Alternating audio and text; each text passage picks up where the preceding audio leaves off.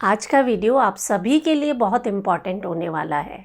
चाहे हड्डियों से जुड़ी हुई समस्या हो या शरीर में बढ़े हुए वात के कारण मसल्स में पेन रहता हो, सिर में दर्द रहता हो, स्ट्रेस होता है, एंजाइटी रहती है, रातों को नींद नहीं आती है या फिर आप बार बार बीमार पड़ते हो, यानी आपकी इम्यूनिटी को बढ़ाना हो। ये एक ऐसा तरीका है जिसे हमारे योगी जन हजारों सालों से जानते थे और इसी का उपयोग करके वो हमेशा स्वस्थ रहते थे। आप भी इसे कर सकते हैं क्योंकि ये करने में बहुत आसान है। कोई भी इसे कर सकता है। हम अभी करेंगे साथ में और आप अभी के अभी इसके असर को महसूस कर पाएंगे। साथ ही वीडियो के अंत में मैं आपके साथ शेयर करूंगी 3 हस्त मुद्राएं।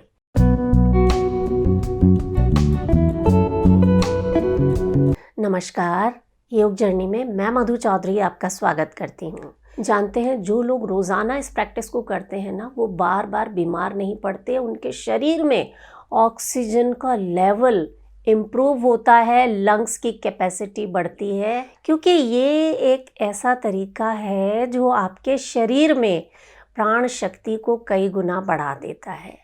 ये सीधे सीधे आपकी स्पाइन पर काम करता है। साइंस भी इस बात को मानता है कि आपकी स्पाइन अगर ठीक है तो आपके शरीर के अधिकांश अंग ठीक से काम करेंगे। You are as young as your spine is flexible. जब स्पाइन में, आपकी रीढ़ की हड्डी में प्राणों का सही तरीके से संचार होता है ना, तो सिर से लेकर पैर के नाखून तक एक एक भाग ठीक तरीके से काम करता है। और ये तरीका इतना आसान है, आप इसे ज़मीन पर बैठकर कर सकते हैं, चेयर पर कर सकते हैं। बुज़ुर्ग से बुज़ुर्ग व्यक्ति भी इसे आराम से बैठकर या लेटकर कर सकते हैं और इसका पूरा फ़ायदा ले सकते हैं। तो इस प्रैक्टिस में 2 ही चीज़ें खास हैं जो आपको ध्यान रखनी है। पहला, आपको उज्जयी ब्रीदिंग करनी है। उज्जयी ब्रीदिंग यानी आपका जो ये गले वाला भाग है, इसको हल्का सा कॉन्ट्रैक्ट करके, हल्का सा सिकोड़ के फिर आपको सांस अंदर भरनी है। बहुत से लोग तो जानते भी होंगे कि उज्जयी ब्रीदिंग कैसे की जाती है।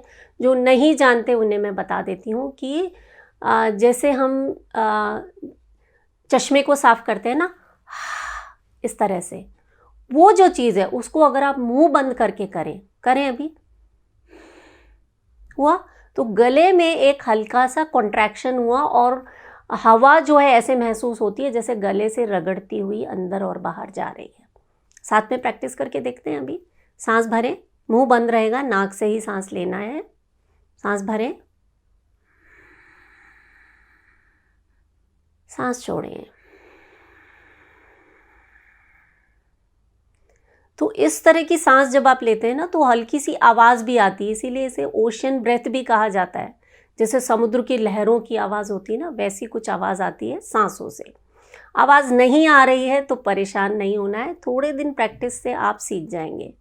तो पहली चीज़ हुई उज्जयी ब्रीदिंग, और दूसरी चीज़ है अपने ध्यान को अपनी रीढ़ की हड्डी पर टिका कर रखना। रीढ़ की हड्डी का जो सबसे निचला हिस्सा है ना, जो टेल बोन जहाँ पर होती है, वहाँ से आपको सांस भरना शुरू करना है। सांस तो हम नाक से ही लेंगे, लेकिन ध्यान अपनी रीढ़ की हड्डी के सबसे निचले भाग पर रखना है। और जब सांस जैसे जैसे ऊपर आ रही है, ध्यान को ऊपर लाना है, और ऊपर और ऊपर, और यहाँ तक अपने ध्यान को लेकर आना है। यानी मूलाधार से लेकर सहस्त्रार तक हमें अपनी सांसों को महसूस करना है। सुनने में ये बहुत आसान सी चीज़ लग रही है, लेकिन इसके असर कमाल के हैं। देखिए, जो हाड़ मांस से बना हुआ जो हमारा शरीर है ना, इसे चलाने का काम प्राण ऊर्जा करती है। ये प्राण ऊर्जा सिर्फ आपके शरीर में है, इस पूरे ब्रह्मांड में। तो इतनी ताकतवर जो चीज़ है ना, उसे अगर हमने एक बार साध लिया तो कोई कारण नहीं आपके शरीर में कोई रोग हो। चलिए, हम साथ में 5 सांसें लेंगे, प्रैक्टिस करेंगे साथ में। बाद में आप रोज़ाना इसे 5 मिनट किया कीजिएगा। ध्यान रीढ़ की हड्डी के सबसे निचले भाग पर। सांस भरना शुरू करें, उज्जयी ब्रीदिंग करनी है।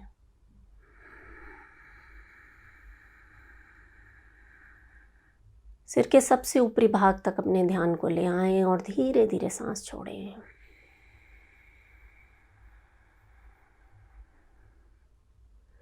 सांसों के साथ ध्यान को वापस रीढ़ की हड्डी के सबसे निचले भाग तक ले जाएं। फिर से सांस भरें,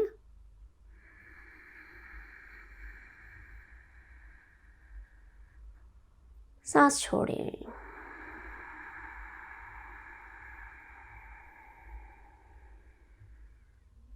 सांस भरें,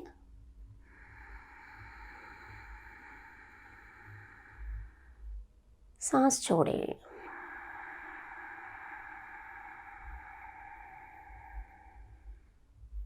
पूरा ध्यान रीढ़ की हड्डी की तरफ। हो सकता है शुरुआत में हमारा ध्यान इधर उधर भटक जाए, लेकिन 2-3 दिन प्रैक्टिस के बाद ही आप बहुत आराम से इसे कर पाएंगे। फिर से सांस भरें,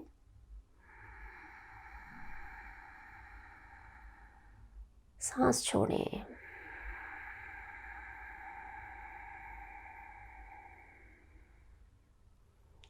आखिरी बार सांस भरें,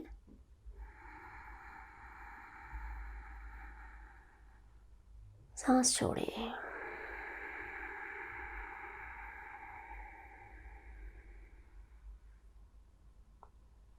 रिलैक्स।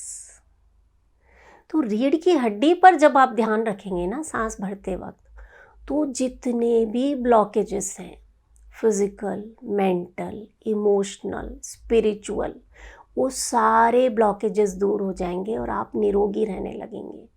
क्योंकि हमारे शरीर में रोगों का कारण यही है कि प्राण ऊर्जा के बहने में कोई अवरोध आ गया है, कोई ब्लॉकेज आ गया है। इस अभ्यास को आप अपने जीवन में शामिल कर लीजिए।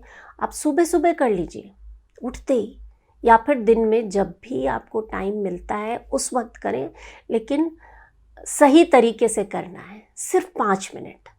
मेरा दावा है इस प्रैक्टिस के बाद आप ज़रूर मुझे कमेंट करके बताएंगे कि आपको इससे कितने फ़ायदे मिल रहे हैं।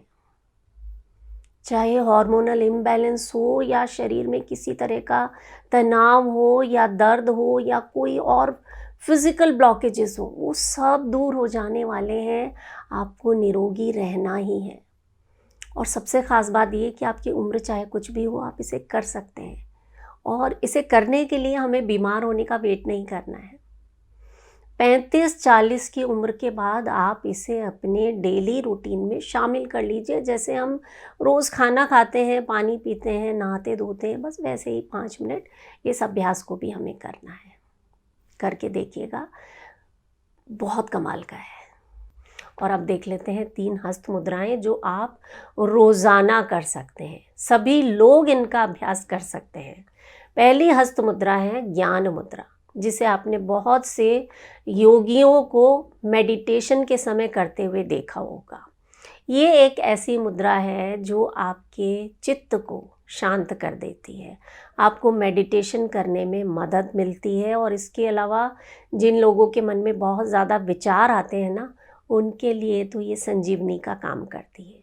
तो सभी लोग अगर रोज़ाना 5 मिनट ज्ञान मुद्रा बनाते हैं, इस तरह से अपने अंगूठे और पहली उंगली को आपस में मिलाना, बाकी तीनों उंगलियां सीधी, हथेली का रुख हमेशा आसमान की तरफ रहेगा।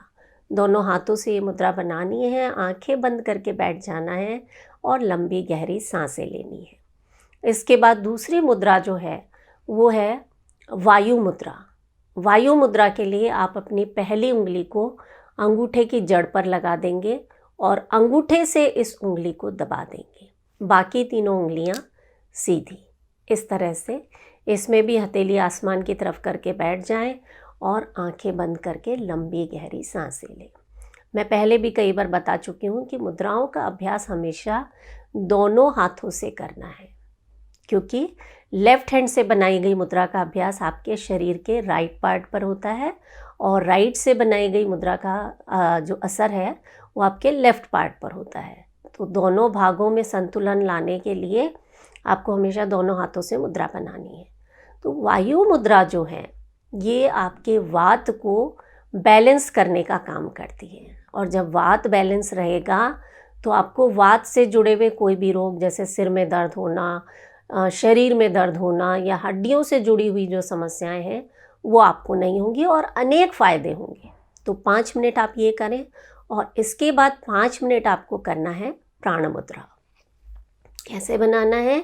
जो आपकी रिंग फिंगर और जो छोटी वाली फिंगर है, लिटिल फिंगर, उन्हें अंगूठे से मिला देना इस तरह से। बाकी दोनों उंगलियां सीधी। दोनों हाथों से ये मुद्रा बना लें। 5 मिनट के लिए आप आराम से अपने घुटनों पर हाथों को रख दें और बैठ जाएं। लंबी गहरी सांसें लेते रहें। जैसा कि नाम से ही पता चल रहा है, प्राण मुद्रा का अभ्यास करने से आपके शरीर में प्राणों का संचार होता है। आप जो स्पाइनल ब्रीदिंग तो आप कर ही रहे हैं, उसके बाद अगर प्राण मुद्रा भी करते हैं तो जो एनर्जी आप महसूस करेंगे ना, वो कमाल की होगी और इसका आपकी आँखों पर बहुत कमाल का असर आता है। यानी जो लोग चश्मा लगाते हैं उन्हें तो रोज़ाना ही इस मुद्रा का अभ्यास करना चाहिए। चश्मे का नंबर धीरे धीरे कम होकर आपका चश्मा आराम से हट जाएगा। और चेस्ट से रिलेटेड कोई समस्या है उसमें भी आपको आराम मिलेगा और पूरे शरीर में आप बहुत एनर्जेटिक फील करेंगे। प्राण जो है वो निर्बाध रूप से आपके शरीर में बहने लगेंगे। तो ये 3 ऐसी मुद्राएं हैं जो 5-5 मिनट आप रोज़ाना कर लें। और हमेशा जो मैं बताती हूँ कि घूमते फिरते, टीवी देखते हुए, बातें करते हुए किसी भी मुद्रा का अभ्यास करना सिर्फ आपका टाइम ख़राब करने वाली बात है। उसका कोई फ़ायदा आपको नहीं मिलेगा। तो जब भी करें आराम से तसल्ली से बैठकर आंखें बंद करके ही मुद्राओं का अभ्यास आपको करना है। इसके अलावा स्वस्थ रहने के लिए कुछ छोटी छोटी चीज़ें हैं जिनमें बहुत ज़्यादा एफर्ट्स नहीं डालने पड़ते। पहला, पानी पर्याप्त मात्रा में पीना है, क्योंकि आप खाना चाहे कितना भी अच्छा खा लें, उस खाने को, उस पोषण को पूरे शरीर में वितरित करने का काम जो है ना, डिस्ट्रीब्यूशन का काम, वो पानी के द्वारा ही होता है। दूसरा, अपने खाने में नमक की मात्रा कम रखें। ये ना तो आपके ब्लड प्रेशर के लिए अच्छा है, ना ही आपके हार्ट के लिए। ज़्यादा नमक आपके शरीर में वाटर रिटेंशन की समस्या पैदा कर सकता है। हाथ पैरों में, चेहरे पर सूजन आ सकती है। शरीर में इंटरनल लेवल पर इन्फ्लेमेशन बढ़ता है। आपकी एजिंग का प्रोसेस जो है वो बहुत फास्ट हो जाता है, यानी उम्र से पहले बूढ़े नज़र आने लगते हैं। और ऐसी चीज़ों को अपने खाने में शामिल करें जो शरीर में खून बढ़ाती हों, जैसे कि मुनक्का, खजूर, हरी पत्तेदार सब्जियां, चुकंदर। ये सब चीज़ें ऐसी हैं जो बहुत ज़्यादा महंगी भी नहीं है, लेकिन आपके शरीर के लिए संजीवनी का काम करती हैं। तो उम्मीद करती हूँ आज के इस वीडियो से आपने ज़रूर कुछ ना कुछ नया सीखा होगा। और अगर आपको वीडियो पसंद आया हो तो चाहे आप इसे लाइक ना करें, लेकिन हर उस व्यक्ति तक इस वीडियो को पहुंचाएं जिसे इसकी ज़रूरत है। और मोस्ट इम्पॉर्टेंट, अपना बहुत सारा ख्याल रखें। मैं हूं मधु चौधरी और आप इस वक्त योग जर्नी पर हैं। नमस्कार।